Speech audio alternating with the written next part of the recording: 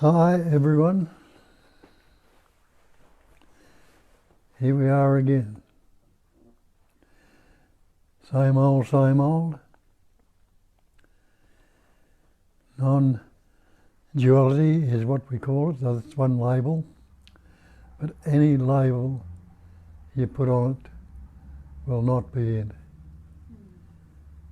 Because the label shirt is never the shirt. The label dress is never the dress. The label you, me, I, this or that is never the word. The word's not the real. And we've got words and labels for everything. And when they call it non-duality, they mean it's one without a second, only the one. And it's not even one, because that one hasn't any shape or any form. It is a basic screen in which everything appears, plays around and disappears. They call it space, or silence, or stillness, or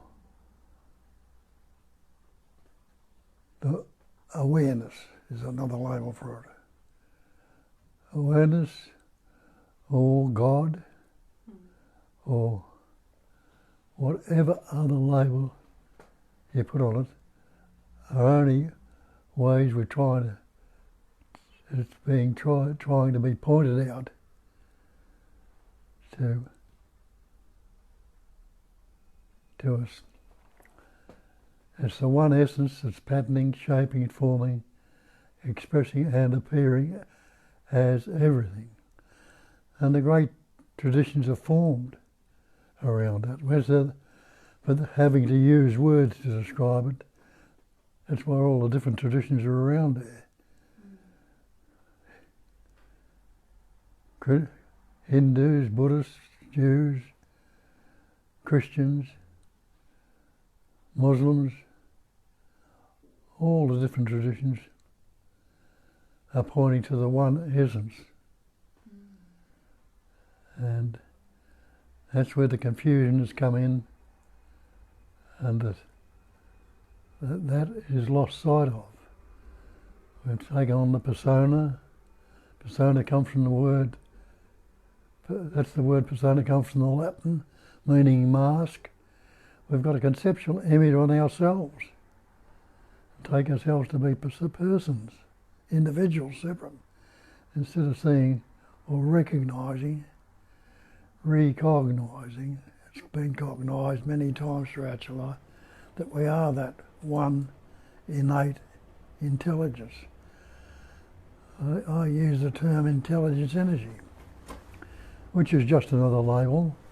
But I don't use the word God because they can get confused with that, because each of us come from different traditions. Some can be atheists, agnostics, Christians, Hindus, Muslims, Buddhists or Jews. And if we start talking about God, they will put their definition or what their traditional definition is and lose sight of what we're pointing to. But the one essence is the basic life of everything, of all these things. Out of life, more life is continually coming. And that's what we don't realise, that you are that life. Each and every one of us is that life. Because take that life out of the body, and you've got eyes, ears, heart, lungs, kidneys, all the organs are there before it starts to rot down. But what good are they to you without the life suffusing through it? And the brain we give so much importance to, they're all important things, yes. But we give too much importance to them and don't miss out to what is animating or expressing through is the life itself.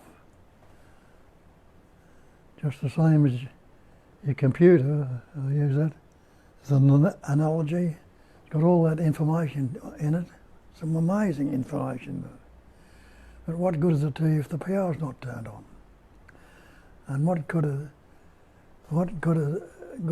the globes or the computer or the TV or the radio or anything else without that power going through it. So might make you stop and reason, well, or maybe I'm not this personal life, maybe I am this one power, because it's only one generator that's forming all that power to go through. So I use the term intelligence energy, and I don't mean your intellects when I'm talking about intelligence. And people know that within themselves, they say, I have an intellectual understanding. But I mean, when I'm talking about intelligence, I'm talking about the same intelligence when you look out there in nature. The natural intelligence that's out there right now. It's forming planets, stars.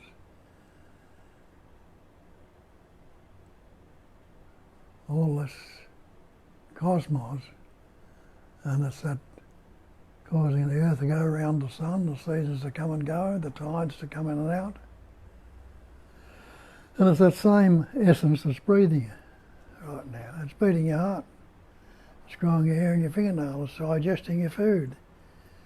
It's the very life of it. It's enabled you to smile and laugh and do all these things. And also brings around the sadness, the desperation, the depression, the joy, the unhappiness, the fear, everything.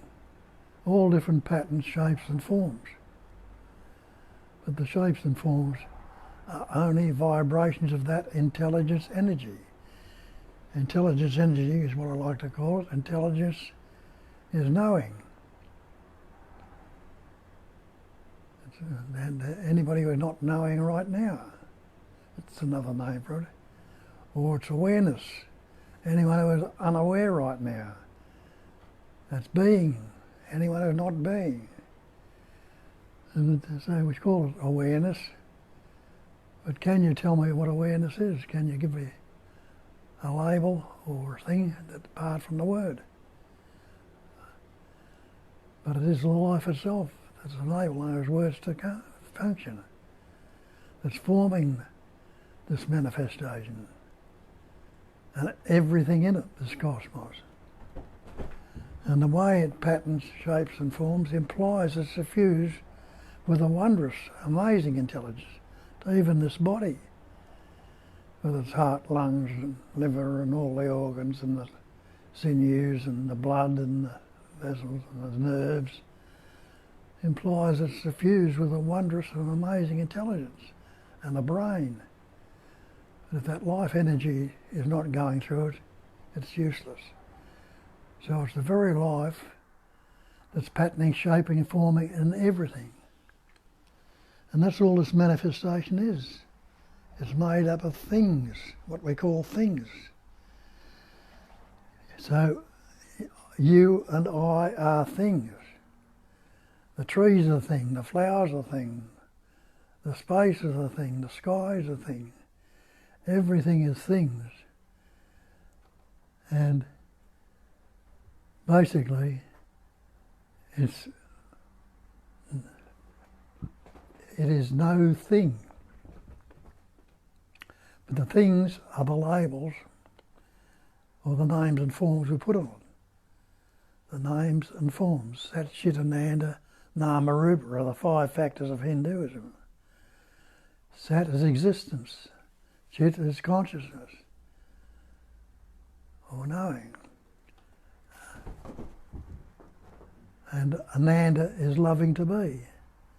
And the other 2 factors, the Nama, Rupa, Nama is the name. And the Rupa is the form. Name and form, they say, are Maya. They're illusion. But existence, are you existing right now? And you'll say, yes, I'm existing. Are you conscious right now? You're happy to be, yes. So you're already that. So you see, it's already there. There's no need to search for it. There's no need to look for it. Just to recognise it. Because when we learnt the language and the words, we took on the idea that we were a separate entity. an individual, a person, and realise that every word you've ever spoken or ever likely to speak has been picked up along the way. It's been learnt, it's been acquired. You weren't born with any words. That's when I ask you, when were you born? You don't remember. And how can you remember if you've got no words to say, oh, I was such and such and such and such. But you learn these words later on. And then you put a date on it that when you were so-called born, but you don't actually remember it. And for the first 2 years of your life, 2.5 or earlier or a bit later, all depends how smart you are, I guess, when you first started to learn words from your parents. Then you went to school and learnt more words. And then you learnt more words today. So every word you've ever spoken or ever likely to speak has been picked up along the way. It's been learnt. And you're probably still learning words to this day because we've got a dictionary full of them. There's plenty of words out there that have been picked up and learnt and put the name on, different languages. But the word's not the thing. Take the word water, try and drink it. Try and swim in it, try and drown in it. Take the word fire, cook with it if you can. Eat yourself with it. So when you look at it, when you take this I or me, this persona, made up of words, what is it? What are you without the word? Can you negate your existence? You can't say I am not. You can't say I am without the word. You can't say anything at all. You are that pure being. And that's another way of putting Sat Chit Ananda instead of existence, consciousness, bliss. Being, knowing and loving the me. Or awareness of being is bliss. Different ways it can be expressed with the words, you see. That's not the one word. Pattern, shape and forming and everything. So that's our problem is words. And this is all this talk is about words. It's not real. But maybe in hearing it with the words, you'll see through the word and utilise the word, but don't be bound by the word. And that's the problem. It's the bondage of self. We take this word to be the self. And as soon as we say self, they tell you in the traditions that there's only one self. They call it the Atman, or the one self. And it's the self that's shining, it's self that's ever fresh, it's the self that's presence awareness. And there's only that, one self. But as soon as we put the personal self on it, it is my self. Mm-hmm. So we brought the me and the my and the I into it, all separation. And we've divided ourselves, or separated ourselves, from the totality, from the absolute. And there is only the absolute. Or in Buddhism they call it the great perfection. It's perfect. Now what can you add to the absolute? Nothing. What can you take away from it? Nothing. What can you add to the great perfection? Nothing. What can you take away from it? Nothing. So the two words are describing the same, trying to describe the same thing. And you are that. That's the Mahavakya, that's the great mantra. I am that. Innately you already know that, don't you? Because you say, that's a chair you're sitting on, that's a tree, that's the flower, that's the sky, that's the space, that's you, that's me. Everything is that, we know it already. But we put other labels on that and it's discriminated. And it tells you in the Hinsing Ming, when no discriminating thoughts arise, the old mind ceases to be. This mind that we're bound into, it ceases to be. It doesn't mean to say it goes away. It's the mind is no mind, or pure mind, what they call pure mind. A mind without any concepts or labels, in which it's divided. Ask yourself, question yourself. That's what we need to do. The false can't stand up to investigation. Am I this body? Innately you already know that too, because you say my body. You're attributing to this conceptual image you have about yourself. It's my body. Well, is it? Investigate it, see what the body's made up of. And you realise the body's made up of elements. It's made up of air, earth, fire, water, space. Separate yourself from the air. Wouldn't last long, would you? Take the water out of your body, it's 80% water. You wouldn't last long again without the water. Take the body temperature, the fire that heats the body. You get hypothermia and die. Get off the earth if you can. See how long you'd live off the earth. Even if you're in a spaceship, you're not going to last too long up there.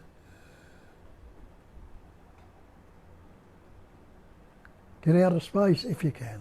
Yes, and even if you're in a spaceship, you're in space. That's part of the manifestation. Try and get out of space. Try and postulate anything that could be outside of space. What would it be in? You realise, think of something, it'd have to be in something, it'd have to be in space. So the Buddha called it a cognizing emptiness. And we've taken that on board. We think we are cognizing the emptiness. We're seeing the emptiness, we're seeing the space. But he didn't mean that at all. He meant that it's the emptiness that's doing the cognizing. Not a personal cognizing, it's the emptiness itself. That innate intelligence in the emptiness is forming the patterns, learning us, enabling us to speak these words, to learn and cognize it or know it. So it's a knowing emptiness, or another term for it is awareness. Awareness, you can't put any shape or form on it, but you can't say, I am unaware right now. So if you're not unaware, you must be aware. And that's simple enough, isn't it? You're not, when you're not asleep, you must be awake. Isn't that so? And there again, you've got the opposites. That's the way the mind thinks, in the opposites. Not aware, not unaware, you must be aware. If you're not asleep, you must be awake. If it's not good, it must be bad. If it's not pleasant, it must be painful. If it's not happy, it's sad. It's not positive, it's negative. That's how the thinking functions in all the pairs of opposites. But those opposites are not separate at all. We think they are. We like one of them, we like the good, we don't want the bad. Not saying that there's never any one end of stick. Each stick's got two ends to it. Every coin's got two sides to it. So we want the one and not the other. But as Nisargadatta says, you're dreaming a dream and call the world, stop looking for ways out. The dream is not your concern. Your concern is that you'll love one part of the dream and not the other. And he's pointing it out to you, what's the problem is. Instead of seeing it all as a dream, the good dream and the bad dream, the pleasant dream and the painful dream, it's all a dream. And he says, love all of it or none of it. Don't discriminate it into half or this, that, and the other. So if you love none of it, well, you're not discriminated. It's still the whole dream. And if you're loving all of it, it's still the dream. But if you're thinking, I love the good dream and I don't want the bad dream, then you're still in the dream, still trying to get rid of it. And he says, when they see the dream, no one dreams, it's only the dream. When it's not discriminated, the old mind ceases to be. You see it, everything as it is then. Doesn't mean to say the pairs of opposites won't come up. They'll come up in pattern, shape and form. There couldn't be a day without night. There couldn't be a silence without sound. There couldn't be a movement without stillness. So what's day and night? Have a look at night is darkness. And what's darkness? It's just the absence of light. And what's day? It's the absence of darkness. So they're still the same stick. But one appears to dominate the other, but it's not. Like the North Pole and the South Pole. Go south, much further south can you go? Your next step will be north. And go north, your next step will be south. Where do they meet? At the equator. Now why would they call it the equator? Because it knows it's in a point where it's neither north or south. It's in equilibrium. Just the same with us. When that equilibrium is there, we're not in the pairs of opposites. What are you? You are that life itself. It's not the individual or personal life, it's the one life that's patterning, shaping, forming, expressing and experiences everything, as everything, and you are that life. Can you negate your life, the beingness? Can you say, I am not? You can say it and shout it as loud as you like. The very fact that you're able to say it proves you're just telling yourself crap. And to say that you are unaware, it might be the absence of what you call thought or sound or sensation for a moment or two when you're in deep sleep or something like that. But still breathing, your heart's still beating, hair and fingernails are still growing, the life's still there. And it's not expressing in pattern, shapes and forms at that particular moment. It does. After a while, it forms a dream. And that dream is no different from this waking dream. The only difference between this waking dream and the dream you have at night, the dream you have at night finishes in sometime during the night or the day or whenever. It doesn't last forever. And a couple of days later, it's forgotten all about. If it's not forgotten about immediately after you wake up. But we wake up to this dream, and it's a waking dream because its seeming continues every night from where it left off. And we got memory and things like that to recall it, and patterns, shapes and forms. So, got to realise that. Leo Hartong wrote a book, Awakening to the Dream. Not awakening from the dream, but to it. And that's what he means by that. We awaken to all this as a dream. And when you awaken to the dream, like the Nisargadatta, you've done all you need to do. The rest will be taken care of. So investigate these concepts we have about ourselves. How does it come about? Well, you can't remember your birth. When did you begin? You began through your father and your mother to other patterned, vibrating patterns of energy, suffused with intelligence, innately knowing. We call them human beings. Call yourself a human being. You call God the Supreme Being if you believe in God. Take away the word supreme, the label. Take away the label human. And try and separate the beingness. Try and negate the knowingness that you are, that beingness, that loving to be. You can't. So all that has happened to us, we've bound ourselves in the bondage of concepts or words, ideas and images. And Shakespeare told you that nothing can trouble you. Well, there's nothing either good or bad, except thinking makes it so. And have a look at that. Can you say it's good or bad without a thought? And what is it without a thought? If you're just seeing things as it is, it's not from... And the Nisargadatta tells you the same thing. Nothing can trouble you except your own imagination. We'll break that word or label, imagination, down to image in. Image in. And see that we are creating conceptual or mental images. Well, we're not creating them because they don't last. We're forming them. Have a look in the mirror, and all you'll see in the mirror is reflections or images. Now, you can't say they're not there, but go up to a mirror, try and grab an image out of the mirror. You can't.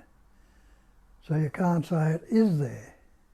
Though it appears to be there, you can't say it is because you can't grab it. You can't say it's not there because it still appears to be there. So everything is and is not. It is in its actuality, in its reality, which is its pure essence. But it is not as it appears to be. And that's this manifestation is a phenomenal manifestation. They call it in the dictionary, or in some of the traditions, a phenomenal manifestation. A manifestation made up of phenomena.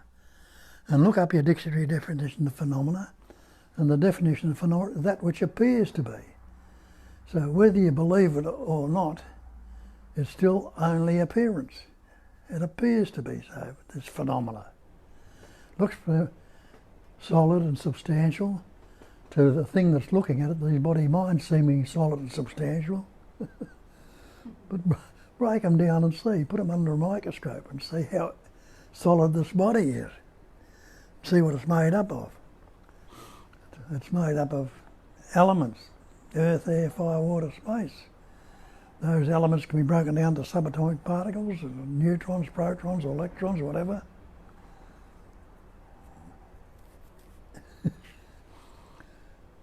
And they can be broken down into pure energy. So that's all this manifestation is, a vibrating pattern of energy. Like, as I said before, the intelligence energy. Intelligence is knowing. And energy is an activity, it's a movement. So it's the activity of knowing. And, and that movement is a vibration. And a vibration is a spontaneous vibration. It's only a somewhat of a movement, or a spanda, or soma, they call it in some of the scriptures. Spanda means it doesn't have any beginning, doesn't have any end. It's a throb, or a pulsation, or a somewhat of a movement. I try to explain it. So that's why this manifestation is spontaneous. It's got no duration to it. We think it lasts billions of light years away, and that's the trying. A big bang caused it all. It's so many millions of light years. But it didn't.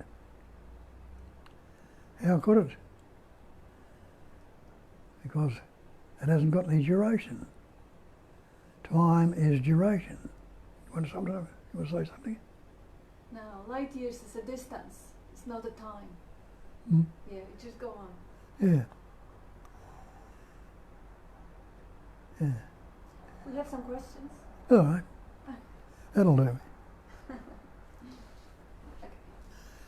Don't know where to start. It's quite a few of them. Hello, everyone. We've got Rohan saying, Bob says nobody wants to be no thing. Everyone's taught from a young age that they have to be something. Such a burden. Well said, Rohan, says Judith. And whatever is that, it is always present and aware. That's Heyman. Yeah, that's a good question, good answer also, because there were a couple of questions from Tanya. The idea of being a body seems to be hard to see as false. Thoughts of judgment about the body still show up occasionally.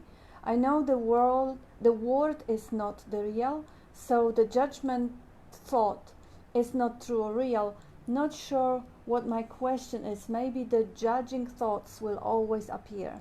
I am not creating these thoughts, and the thought is not separate from intelligence energy. You know, you don't have to see it as false. You know, it's the pattern. The body is not false, it's the pattern through which it expresses. But as a body, as something separate, it's no more solid than anything else. Yeah. How it appears to be. She was saying the idea of being identified as a body. Yeah. And then... well, like I say, you can use it as a tool through which that life is expressing. If you didn't have a body or a mind, what's it going to express through? It stays in the absolute. So the absolute enables all these different pattern shapes and forms to appear, to seem to be, to express and know itself, express itself through. But none of it has any substance when it's broken, when it's looked into. Put it under a microscope and see. Yeah, also what Heyman was just saying, that there is always presence. So it is actually nice. I remember you were using that example also. What has always been there? How do you know that, you know, when you were a child, the body was different, the body was small. But did your sense of presence was small because the body was small? No, you were there as much as always. You are there in your dream when you are interacting with the world that you are dreaming in a sleep. And the body is lying down on bed. Also, the body, I have friends who lost their legs. And their sense of presence or the sense of being there didn't diminish. The body is like, you are not the sum total of your limbs. Because if you lose the limbs, you still are. Your existence, your presence is the same. Like the fellow that was in an accident and had his arms taken off. When he comes to, he's in the hospital there, he says, my legs, I can't feel my legs. His arms had no arms to feel them with. He had legs but no arms. Yes, Rohan also answered to Tanya. it is funny, I also have some old habits like that show up, and there is some seeming concern about them. What gets me out of it, out is to see who is it that has the thought. And in recognizing that there is no thinker there, the concern drops off. Only a thinker can be concerned with the thought. Yeah, because the question was really about the judgment thoughts coming up. And yeah, who cares?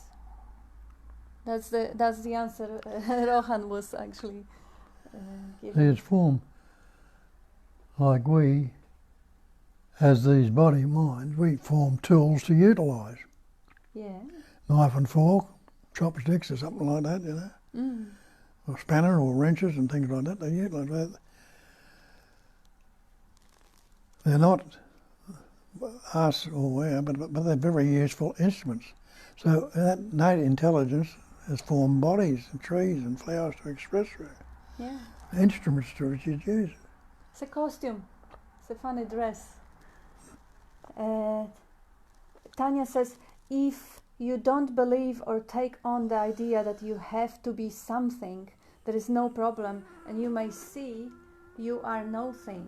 Thanks, Rohan. Yeah, Rohan was saying about the burden of being something when you were mentioning that you are no thing. Yeah, will be everything. The opposite of no thing is everything. Which stand are you going to take? Yeah.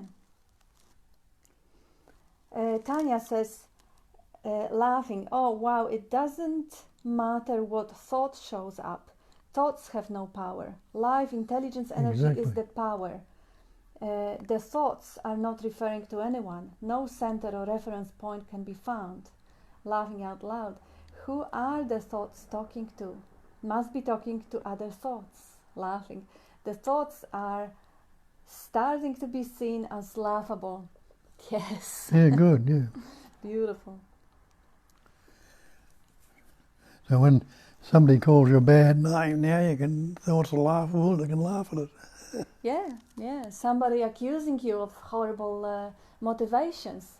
Well, you laugh. You laugh with poor people with their horrifying projections.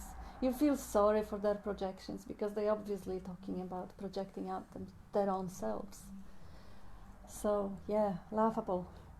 I don't know if that one is refreshing properly again. And Tanya says, thank you for sharing, Rohan. That is helpful, thank you. And actually there is naturally the question, who is that? Who is it that has the thought or similar question appearing after a body identification thoughts? The concern definitely drops off. Yes, exactly. Great way of putting that. There is no thinker, just thought appearing. Doesn't matter what the thought is saying. And Donna says, a friend of mine wanted to hear what Bob had to say about this. He asked if the seer are different from what is seen. Is the hear different from what is being heard? Is the perceiver different from what is being perceived? Thanks for your answer, Bob and Kat. You want to comment on that? The seer is what? Is the seer different from the seen? From what is seen, because the seeing is happening on one end of the stick. You have seer, on the other one you have the seen. No, there's only the seeing. Yeah. And the seer and the seen appear in the seeing. But when we say I see, we've divided it into a subject, a seer, and the seen becomes the object. And so, when you look at it that way, from that point of view, subject and object are dualism. But can there be a seer without seeing? There can't be. Can there be the seen without seeing? So seeing is all there is. Same as thinking, the thinker and the thought. There can't be a thinker without thinking, there can't be the thought.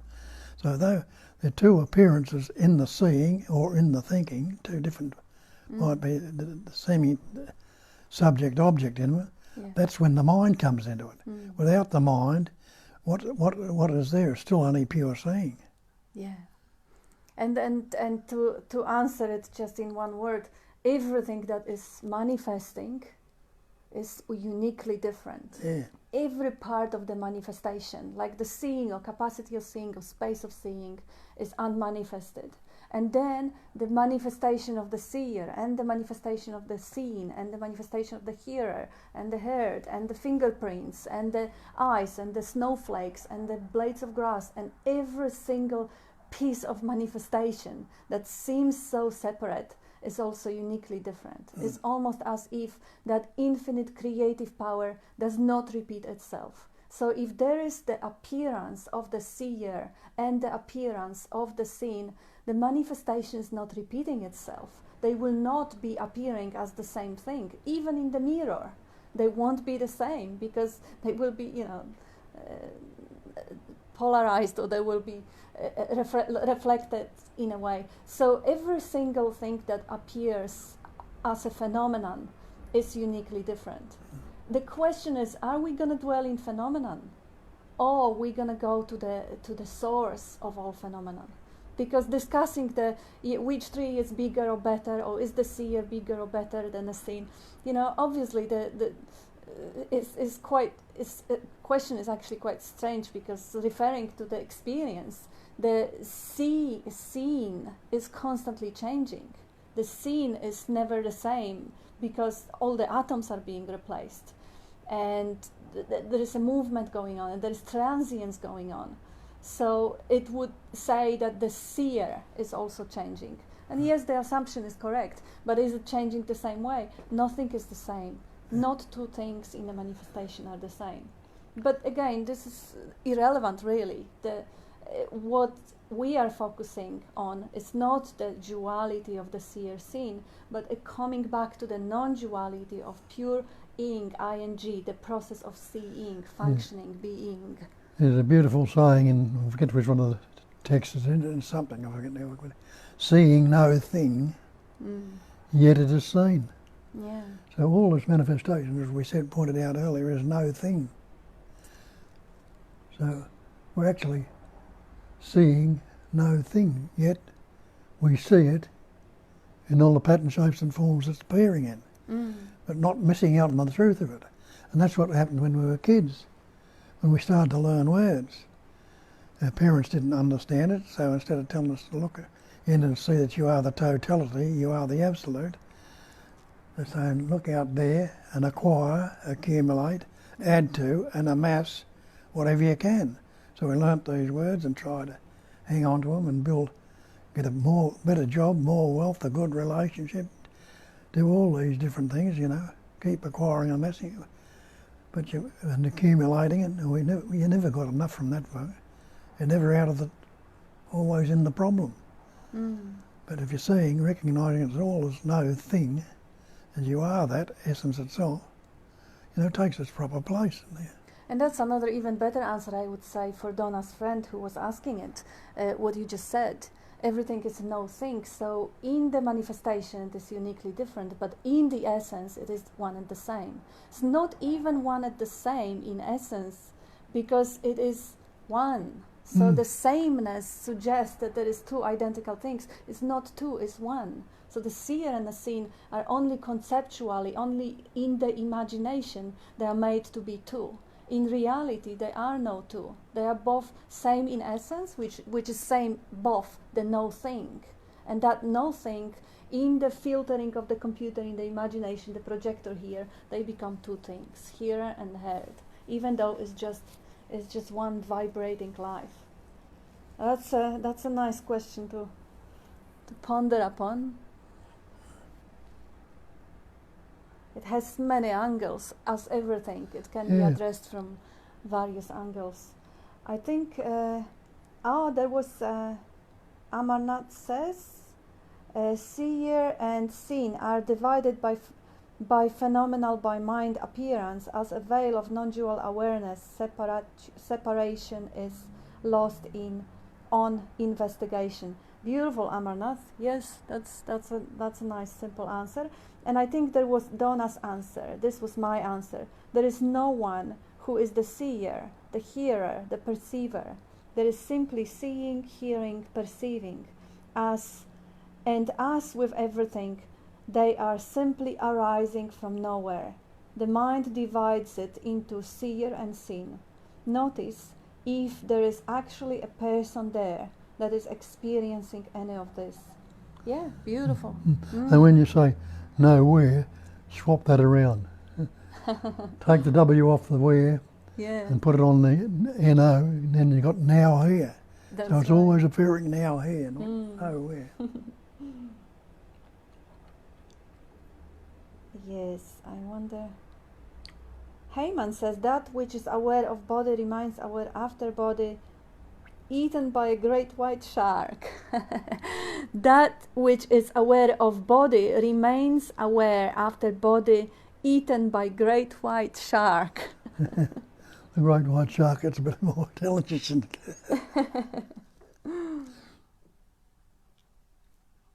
Yes, I wonder if there is any.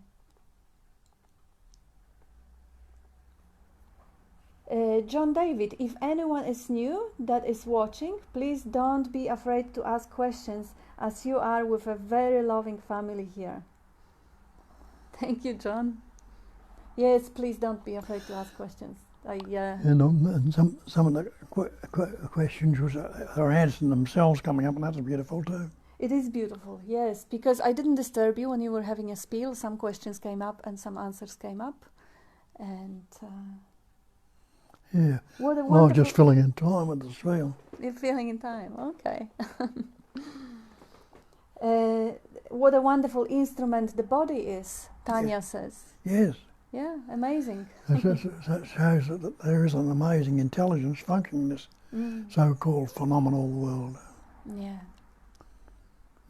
Nothing really matters. There is no such thing as actuality. Yeah, we just defined things by putting labels on them and believing them into existence. If you don't put any labels, like it's just... You can't put anything at all onto the absolute or take anything away from it. Yeah. It's always and ever that. Oh, that's a nice one. Heyman says, you can only misunderstand the life. You can never understand it. There is no one there to understand it, Rohan says. Yeah, that's precisely so. And Tanya says, oh no, we've seen this one. Yeah, it's funny how this phone is jumping around. Heyman, in this game of life, there are only winners and winning. There is no losing or losing. You can not take anything from this. This literally doesn't give a damn at all. Yeah, even the concepts of winning and losing are just part of the play. Great answers about seer and seen, Jessie says. And thank you so much, Bob and Kat. What a wonderful instrument the body is, that's Tanya. Nothing really matters. There's no such thing as actuality. I think I'm reading it back again. Whatever is that, it is always present and aware. That was Heyman. Yeah, it just gives me all different times. Okay, God Potter. I feel myself insensitive and not connected to the heart and absorbed in the mind, with concepts turned into beliefs, with habits, with uncomfortableness, as if I am wasting my time in my mind. Yeah, that's what's dividing it. Seeming divided. It's only the mind that's dividing it. Yeah. Yeah, it's nice to be aware of it though. But also you got to be aware of that subtle comparison going on here. Because if you say you feel insensitive, is it comparing to what? The other times in your life when you were more sensitive, or other people that you imagine that are more sensitive? This is just an aspect, because it is nice to have the recognition that you feel that you are watching from all that interpreting machinery. It's sensitivity or sensations, they're feelings. Yes. He feels that he feels. Yeah. But let the feeling. Mm-hmm. Let the feeling be. It'll move on without just grasping onto it and saying it's a good feeling or a bad feeling. Yeah. So say when we label our old sensations and carry on with that same old label, instead of knowing that they're constantly transient, seeing them fresh and new every moment. Mm. Also, I think the fact that, as you say, there is discomfort perhaps with wasting your time by being in the mind, that causes a suffering. That suffering sometimes is really necessary for the shift to happen. Yeah. Because if you see you are in the mind, you see it cuts you off from the heart, you feel that you're wasting your life, this is the point where you may find a motivation to put your attention elsewhere, to put your attention more into the sensory world, into the sounds that you are hearing. And no, it's quiet, it's nothing happening. Well, check if you could actually select out 3 or 4 or 5 different sounds right now out of the environment. You'll be surprised how much is going on, and we don't put any attention on it. And when the attention is divided, holding up in space all the different sounds, there's not that much attention left for the commentary and the thinking.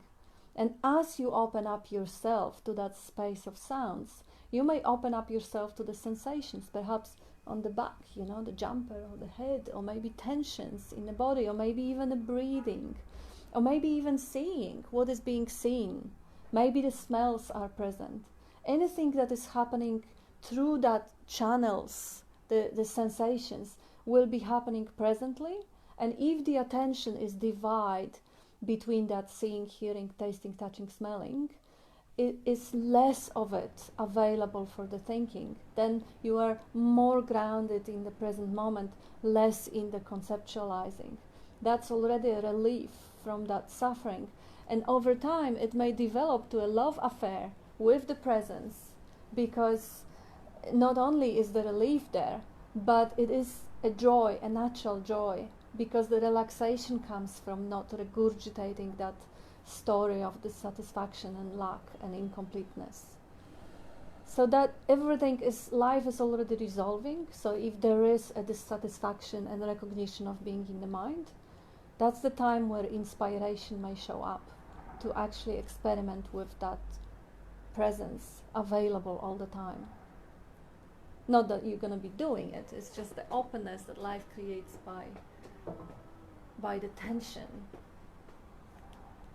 Most people are projectors of life with their beliefs. Very few people are receivers of life. We call them awakened ones. That's Heyman. Most people are projectors of life. Yeah, the projecting process is happening in the commentary. And I don't know if you can stop it in any ways, because that's part of the makeup of the functioning. But the main point is never mind about what most people are doing. We've got to grasp this ourselves, because nobody can do it for us. That's true. Yeah. Yeah. Also, when as you say, when you receive life and the projection shows up, you project someone's intentions, or perhaps you project your own expectations or whatever, you see that pattern coming up as well. So life shows up and interpretation shows up. The interpretation may show up and be recognized, or it may show up and be taken for granted as the solid reality. So yeah, but it's the most important thing. Yes, stop comparing, stop generalizing. It's not necessary. It's confusing and it's intellectual. It's the head stuff. Everything, leave everything just as it is, unaltered, unmodified, uncorrected.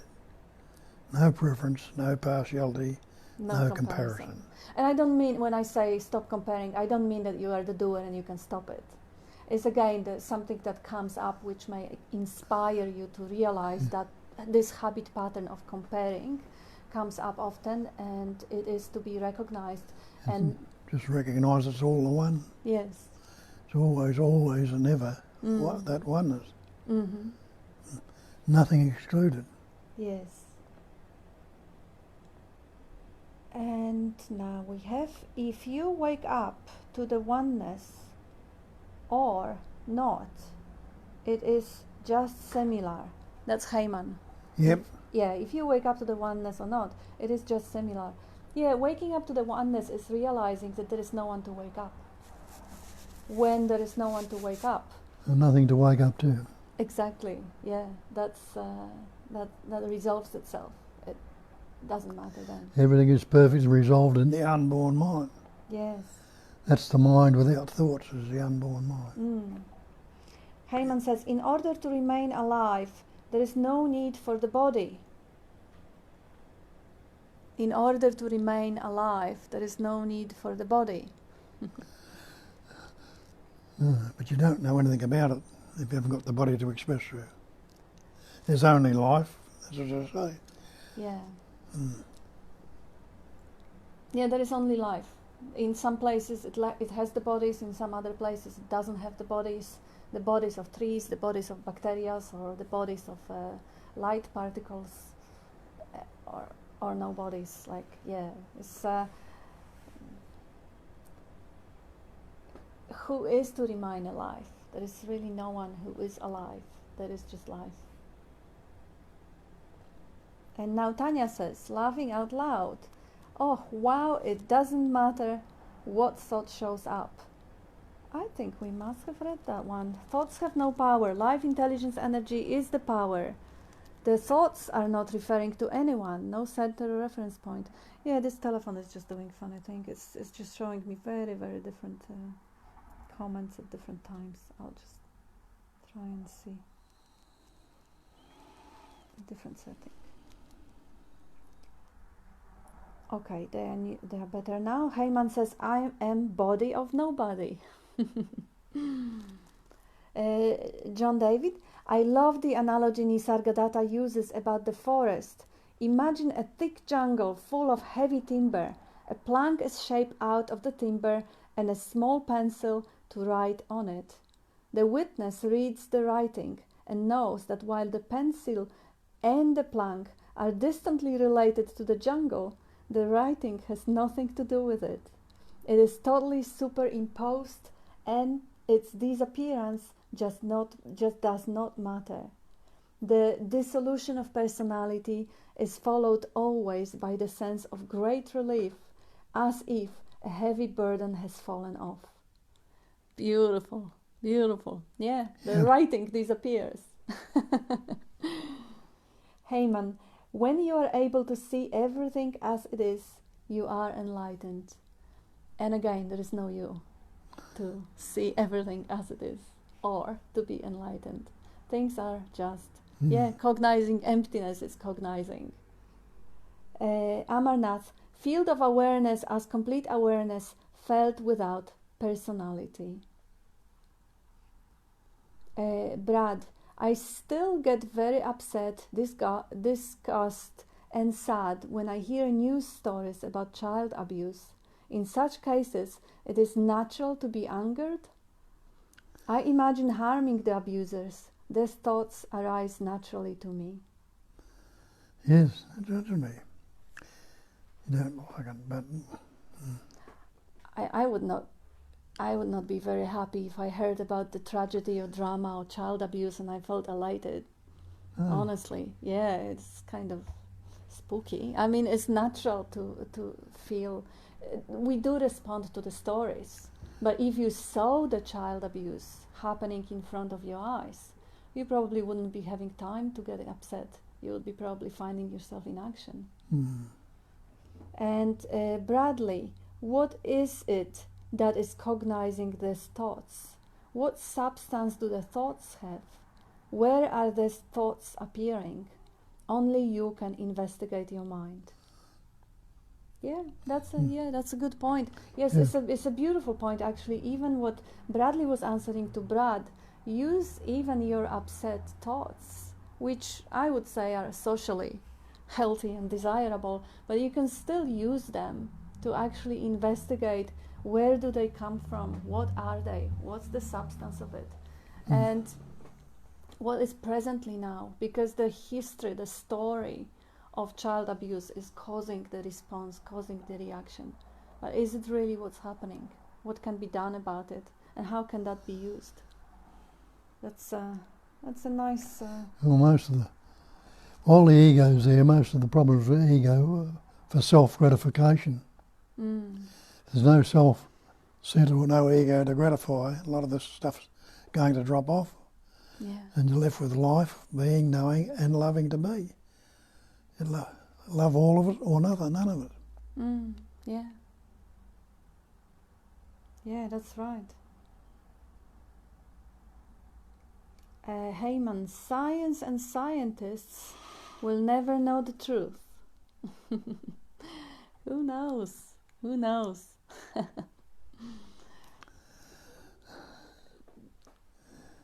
They may stop being scientists, and just intelligence energy does not exclude educated people. It just comes, it opens up whichever channel. But I know what he means. I know what you mean, Heyman. That the methodical way of examining awareness as an object, which is not an object. That's why it's important that you know yourself. You are the truth. Yeah, and as you answer before, don't worry about others. Really, I mean, there are no others. You're dreaming them. Scientists or other people, or that's exciting, isn't it? To actually just go into the theory and into the ideas. Jane, everything is an opportunity to watch. Disease happen when there is a resistance to what is. Yeah. That which set up Kat's phone software wasn't fully present and aware. Yeah. How do you know? Who said that? Heyman, that which set up Kat's phone software wasn't fully present and aware. Because it's not run properly, is it? Yeah, it is. Well, I guess there are 3 different settings of how are the comments displayed, and I wanted to have them all, and they just started jumping around. Yeah, but maybe it's just a bug, or maybe it is whatever. It's good to not know. If anyone is new that is watching, please don't be afraid to ask questions. That was John David. Yes, we read that before, and please don't. Heyman commented, and now, okay. I am body of nobody, Heyman says, or nobody is in my body. Yeah, it's not even your body. Yeah.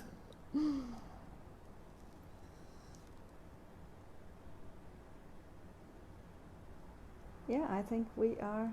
I'll have a look on the phone if there is anything else here.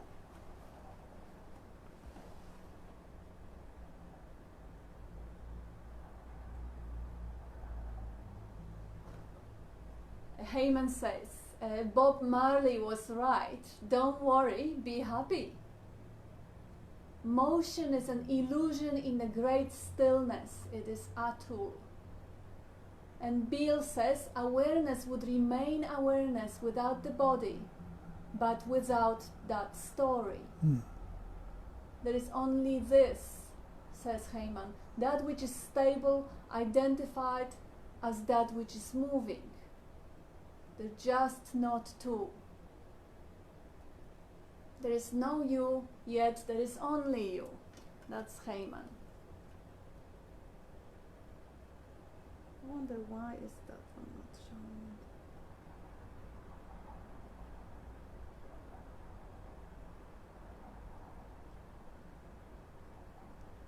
Yeah, this telephone is a few minutes behind.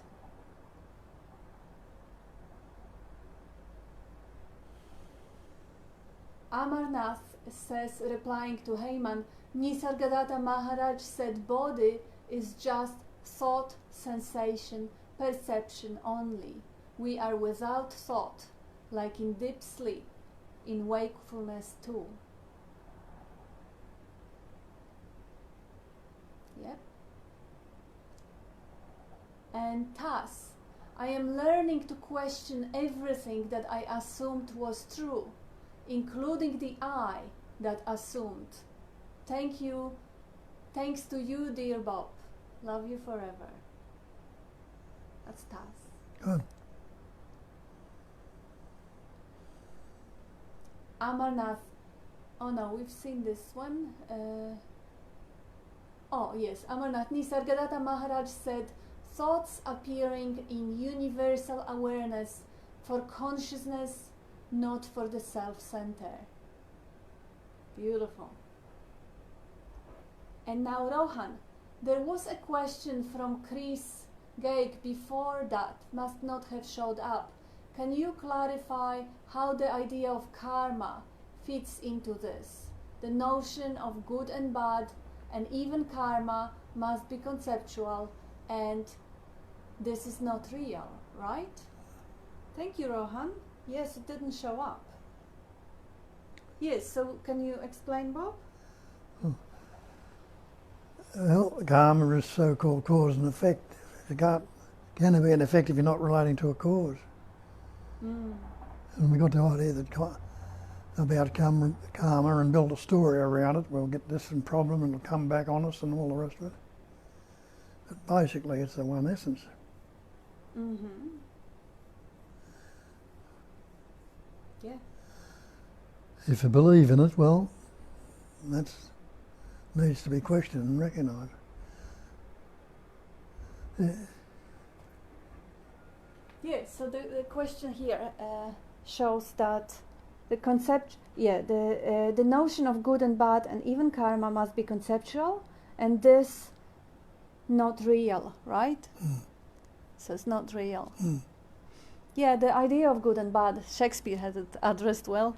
Nothing's good and bad or bad, but thinking makes it so. What's good for the canary is not good for the owl, and the opposite. Bob had a little bird when he was living in a farm, and he forgot to bring it home because it used to hang out on the branch of a tree for the day and sing his heart out. And he left it for the night, and owl ate it. This was, of course, very good for the owl and very bad for the canary. That's the idea of good and bad. I like that illustration. He's got a few more. So yes, the idea of good and evil. You know, even the terrible things that are happening right now may be horrible for humanity and wonderful for the planet. Who knows? I mean, everything depends on the perspective. And if we assume the individual perspective, then of course my gain is good for me. Or if my country win, this is good. But how about the others?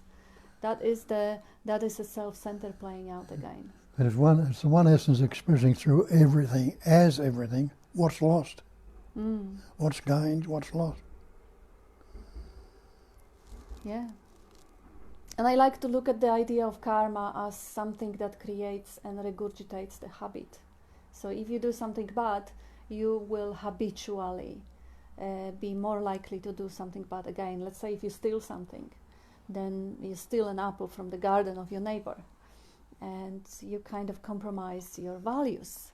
Then the next time you steal, it will be easier. Or you cheat, and the next time will be easier. That's karma. It's not that you're going to be punished for your bad deeds. It's that you're going to have much more ease in that habit pattern is going to be much more easy to play out in a way that eventually takes you into that different place in life. We put two labels on it, cause, effect. What is it? Just a vibrating pattern of energy. Yeah. Just life. I'll have a look if there's some more.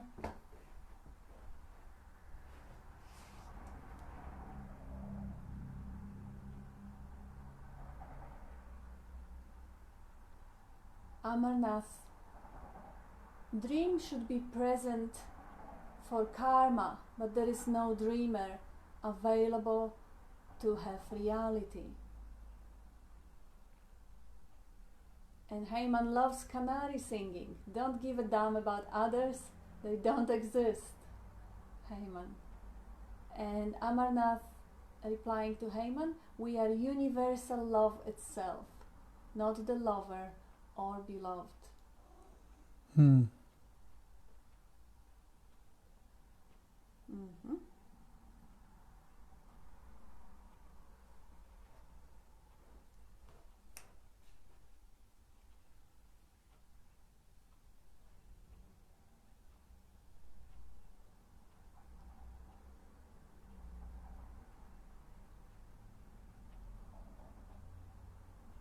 Haman says there is just not two. There is no you, yet there is only you.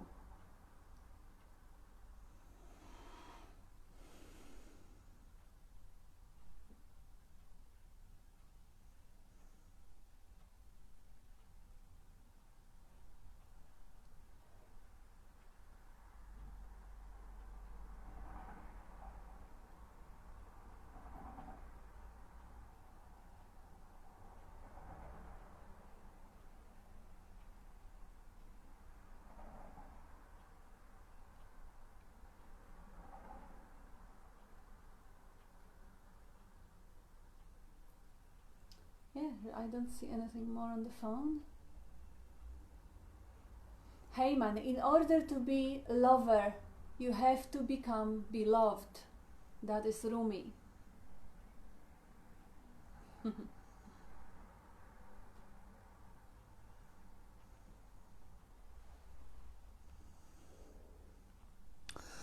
And love is life. Life is love. Yes. The love of being.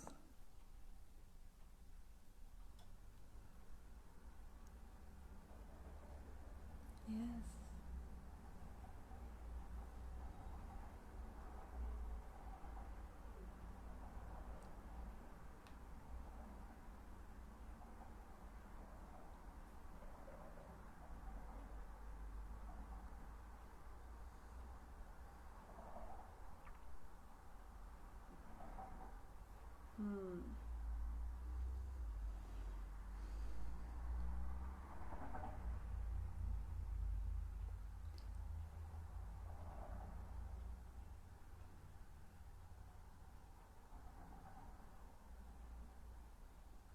Rus Rosa says hi, and many other people said hi. I didn't read all the welcome messages. And Bill says that is Haman, everything and the nothing. John David, ever since happiness heard your name, it has been running through the streets trying to find you. That's Hafiz.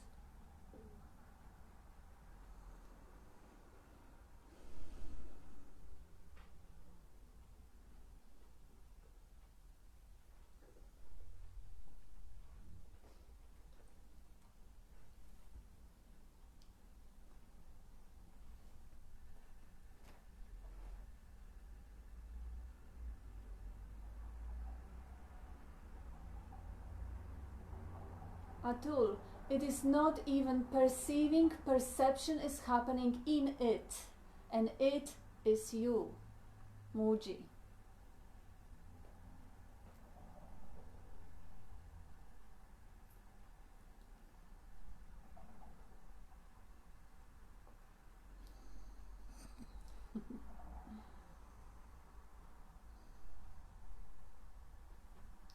Tanya, the thought came up about how to get my daughter to get ready for school quickly. And then, oh gosh, the thought she is not the doer, not separate entity, intelligence energy appearing as little girl who doesn't like to get dressed for school and hates having her hair done. Laughing out loud. Don't think there is actually a problem with that appearance. Only thought says there is a problem. Wow. All people know the way, but few walk it. That's Haman. Atul, if by the wonderful weapon of self-inquiry you would continue destroying one by one all the innumerable foes, the vasanas rising in the form of thought, and when each of them comes out of the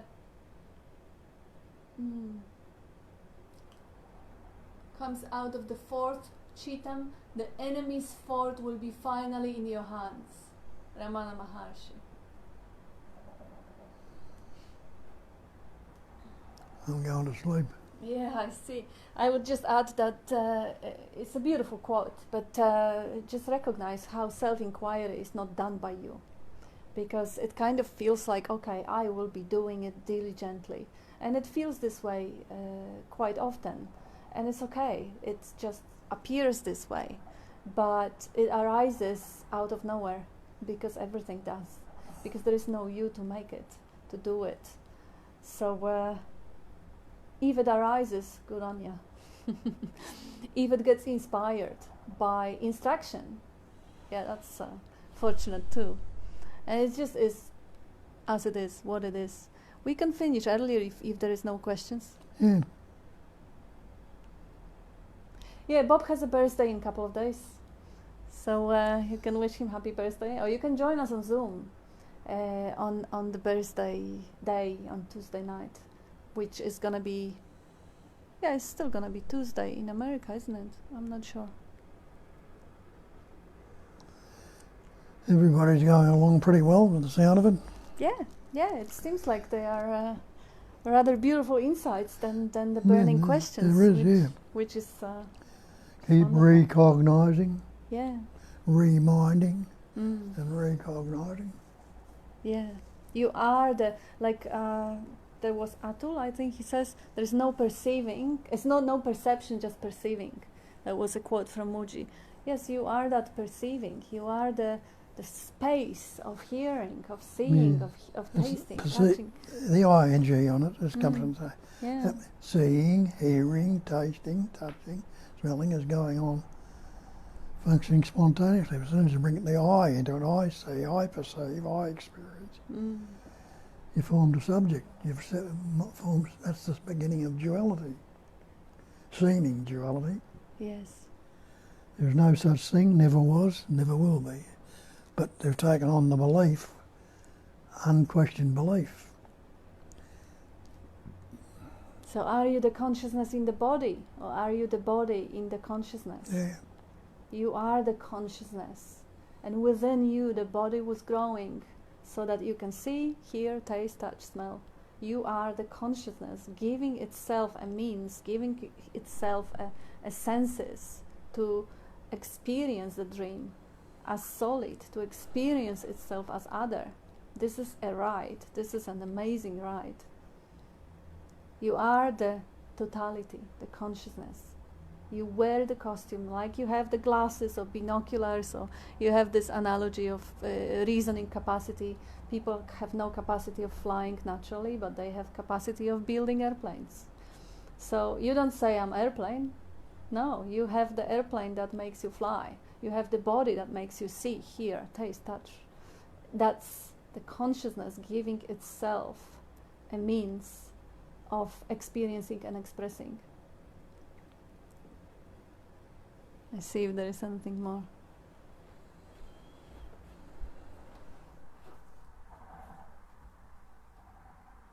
Like a moth to a flame, says Taz.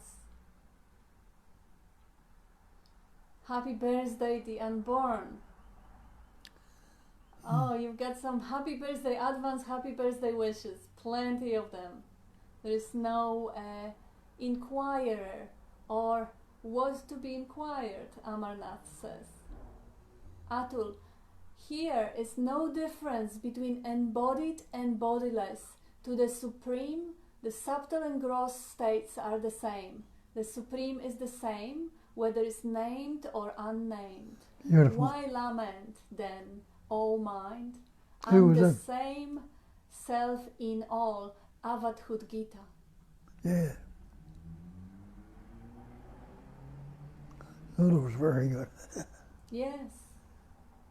And then more birthday wishes. You will read them all.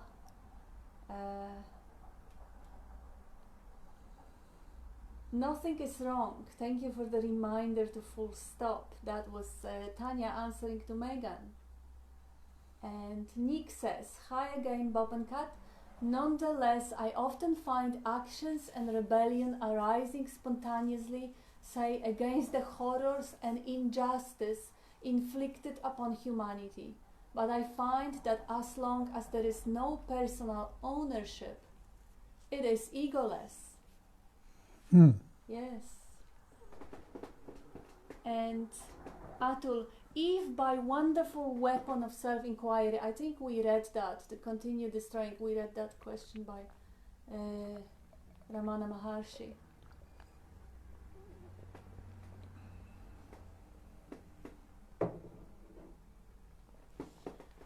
I think I'd like to add on that, which arising different motivations or angers or rebellions and moving you to do something against the injustice happening to humanity. I remember you giving an example of the climate change movement, the pollution that humanity has created, and the humanity or life through humanity, and the climate change movement that the same life has created through the humanity. Some people get that very, very strong sense of guidance and join that protests movement or do some other things. It is the same life that is manifesting through those who destroy and to those who try to save, and through everyone. Recognizing that life, how it resolves itself, how when you get out of the way, life will just move you. That's beautiful, and it doesn't mean that you will be passive in the face of injustice. Quite the opposite. You may be moved to do something about it, moved to defend or even harm. I don't know. I don't know. But without taking personal credit and without a narrative of hate or unforgiveness or righteousness or that sort of making someone's wrong, or that's the difference. Like you can't forget the innocence of that same life fueling people who do the injustice. They can't do any other way. They just conditioned this way, and life created them this way. Even the people who do child abuse or Bob abuse, they can't, they don't know any better. One could say unconscious, but it's not really a right word, because there's no one there. It's just patterns.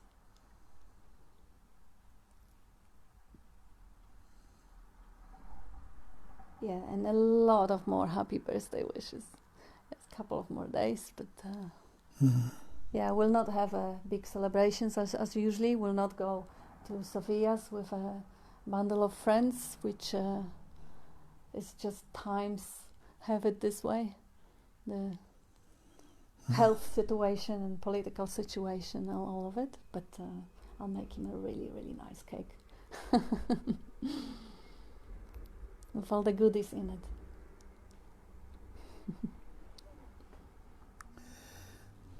And when will you be having the Zoom party? What time? The Zoom party.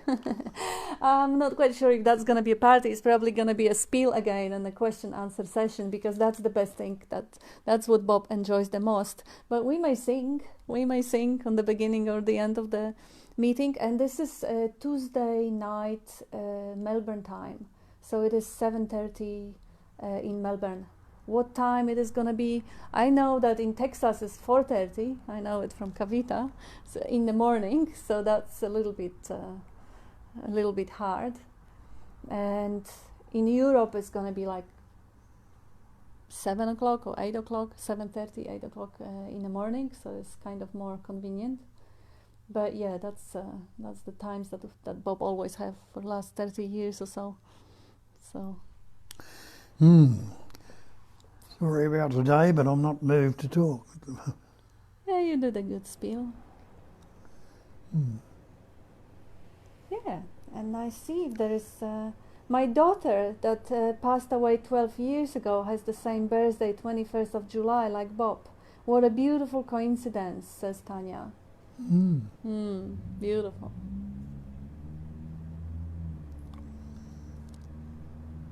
And more happy birthday and more happy birthday. Yes, Bob will read carefully and appreciate every single good morning message and a love message and a happy birthday message. Thank you. I'll just see this.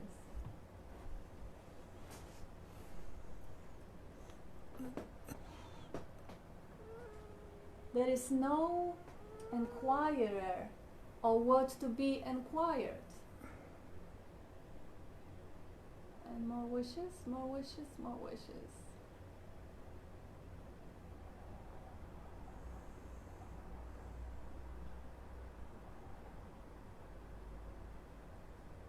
Atul, to know that consciousness and its content are but reflections, changeful and transient, is the focusing of the real. The refusal to see the snake in a rope is the necessary condition for seeing a rope. Nisargadatta. Beautiful. Life is taking care of life. Exactly. Life lives on life. Out of life, more life comes. Judith replying to Tas, I never forgot that you taught me, what you taught me. When I was worried on how to get somewhere, you said, just go left, right, and you will get there.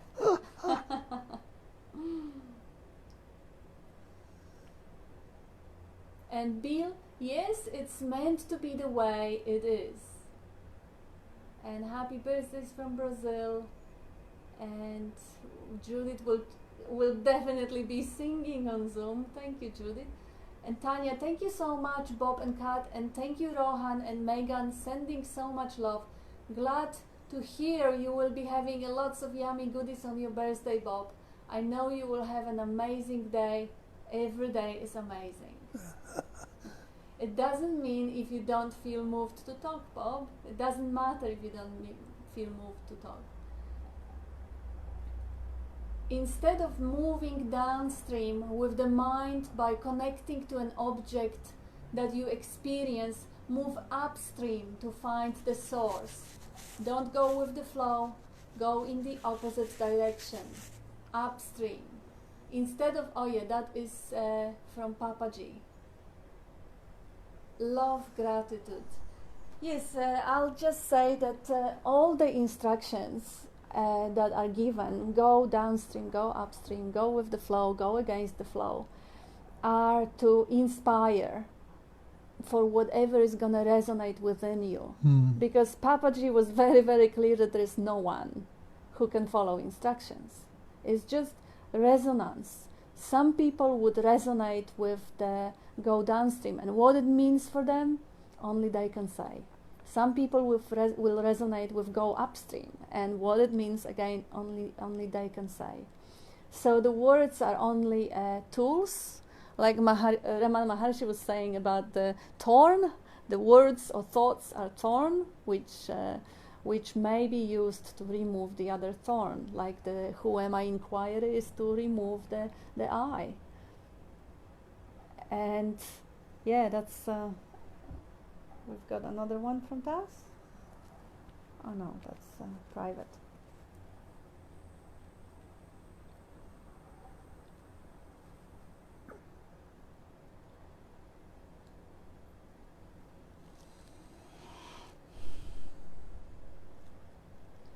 This we read. I'll have to have a check if there is something new on this, because this one takes like 3 or 4 minutes to refresh, and no, there is nothing.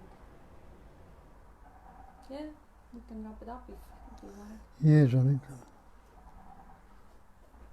Yes, so thank you, everyone. I'm gonna. Yeah, thank you, everybody. We're gonna, as Tanya says, every day is a wonderful day, so we're gonna have a wonderful day. Yeah. And having birthday just by ourselves, it will be nice if any of you can join us on Zoom and sing, but it will be nice for us because Bob is perfectly happy. He's just being home And with thanks you all for your input. Mm. It's good to hear because it shows it working in everybody. Yes. If we get out on the road and let it happen, it happens. And it's beautiful when the questions are asked and they are answered by some of you within the group before I even have the chance to read it to Bob. Or the answer comes up from the same source from which the question came. Glad to see you, Bradley. Yes. Yeah. Or Taz. He's another Tassie. Yeah. And also Taz. Yes. And others. Mm. Love you all. Love you all.